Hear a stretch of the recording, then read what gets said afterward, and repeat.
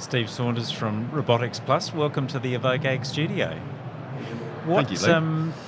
What would you like people to take out of what you've spoken about here at the conference today? What would your message be for people who are interested in this space? Yeah, look, I think we're going through changing times, and the emergence of the need for innovation and technology integrating into agriculture, ag tech, and the food supply system, and it's very challenging. I mean, they're very complex systems, farmers also getting that farmer integration is very challenging.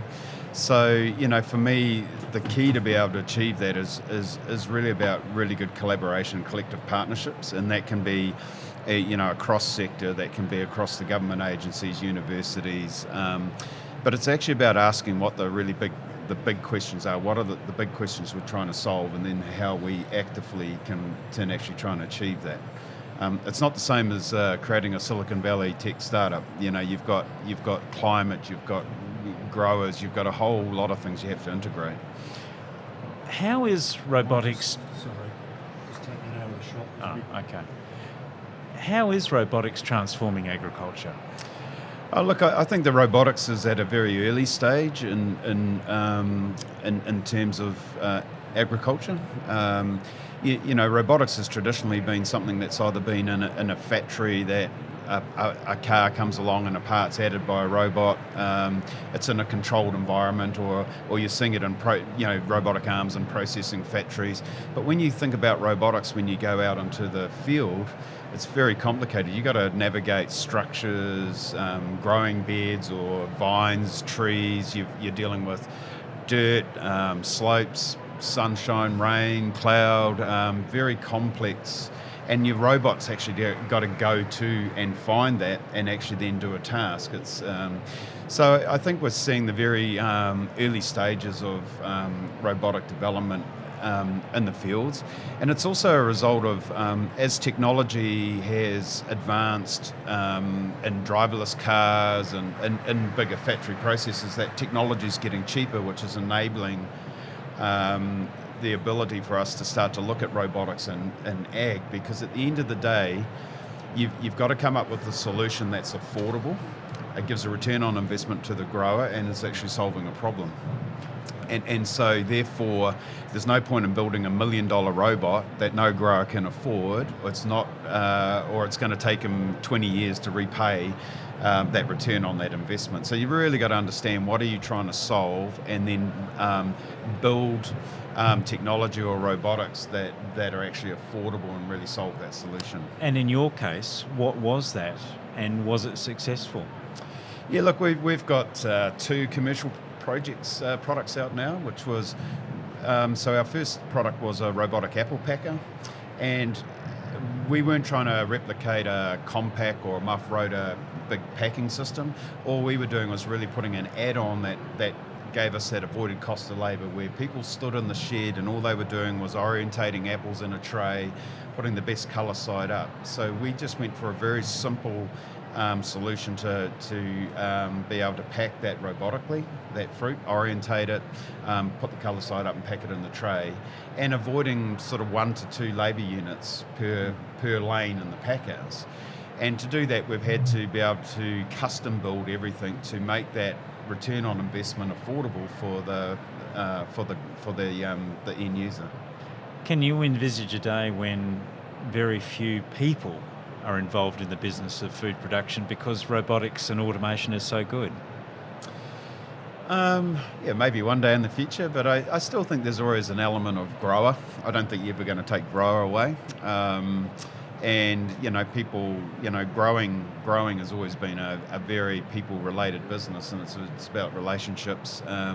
But yeah, look, I think the transformation is there's a lot of challenges around labour, and also the challenge of affordable food for the population in the future. And you've got those increasing labour costs coming up, and you've got you're not seeing that same shift in terms of return on the value coming back to the farm. So that pressure point's getting really squeezed out. You've got a lot of people don't want to do agricultural work. It's it's backbreaking.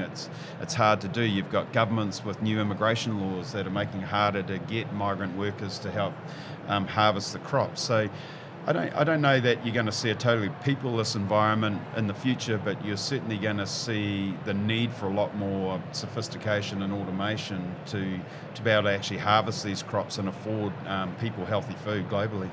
You spoke earlier about partnerships and the importance of them, and I understand you've had one particular partnership with Yamaha. What was that all about, and where is that leading you? Yeah, look, as we're expanding our technology at Robotics Plus, we understood that we need to go global with the technology to be able to scale it. That New Zealand, for example, is a very small domestic market, so it's a very difficult country to scale anything. And so, we started to think about what that looked like, and we really saw the opportunity of scalability in the US. Obviously huge farms compared to New Zealand. And we started just integrating into the agriculture sector of America, going to a lot of the AgTech Future conferences in the US, and fortunate enough to meet the Yamaha Venture Silicon Valley at one of these meetings, and seeing that Yamaha were actually also looking as a big company, that technology is also potentially disrupting them, and they're looking at where opportunities may be for Yamaha in the future. And they saw agriculture as an opportunity. So over a period of sort of 18 months, I met the CEO of the Yamaha Silicon Valley Fund, and he one day told me about what their strategy was around agriculture, and I said, you better have a look at what we're doing in robotics. And so we started a very fruitful conversation. And before long, we had investment by Yamaha in Robotics Plus, and we also sort of had a partnership agreement about how we can work together to help develop components and technologies together. And for me, that was a strategic move. I could fund our robotic development out of my own value chain, but to go global, you really need partnerships. So yes. I've got all these young, smart, talented engineers back in New Zealand who can create robots, but they haven't had the experience. If I had to build 1,000 of these robots suddenly because we're successful, they haven't had the experience about design for manufacturing, the ability to manufacture that volume.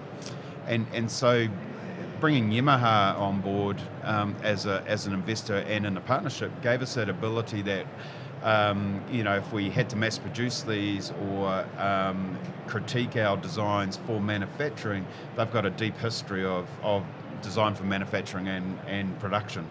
And then also they have a very sophisticated robotics division, but that's more around indoor robotics, pick and place machines, etc. So it's also about thinking, if you want to disrupt, if you sometimes go to the same place you always go to for technology, you don't necessarily get the different thinking, because if you think about the way we grade fruit now, that's been the same way for a number of years.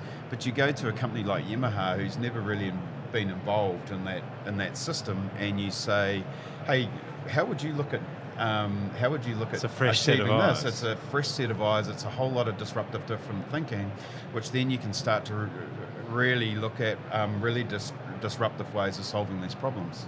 It must be really exciting going from what you've been doing essentially at a local level to being involved in a partnership like that, and suddenly you're very global, aren't you? Yeah, look, it's huge, and the credibility it brings you by having a Yamaha as a partner is fantastic. But yeah, look, it's a big ride, scaling up. It's a challenge, finding the right talent. That's a message I think for New Zealand and Australia is, we have a certain talent pool, but the depth of talent is limited, and we have to look at bringing talent from other countries and to help really grow the innovation ecosystem in AgTech. Getting experience of people that have worked for the Googles and those sorts of companies are invaluable for us to bring in and to teach our young talent both in New Zealand and Australia. But it's an exciting journey and a ride. But yeah, we're definitely global. We've got product in Europe and the US. It's certainly exciting times. in 10 years' time, where would you see robotics and agriculture and things heading? Look, I started robotics on a vision of my own sustainability. So I own kiwifruit orchards and post-harvest operations. I'm a founder shareholder in a proprietary apple varieties which we've globalised. We grow in 9 countries, and so to protect that value chain. Technology is going to play a very important role in the future. On the other side, I really wanted to say that actually New Zealand, we are an innovative country. We always have been, but we've been not very good at commercialising that innovation on a global scale. So on a personal journey, for me, it was like Robotics Plus has been a journey to say, actually, let's build $1 billion company out in New Zealand and really help solve some really global problems. And we've identified, labour has become a topic across just about every agricultural producing country in the world, that labour's a problem. And so, taking on a truly global problem, it is exciting and it does create the potential to create a $1 billion business out in New Zealand. But it's going to require good partnerships, good collaboration, right across the world to achieve it. Well, I wish you every success with that, Steve Saunders from Robotics Plus. Thanks for joining us in the evokeAG studio. Thanks, Lee.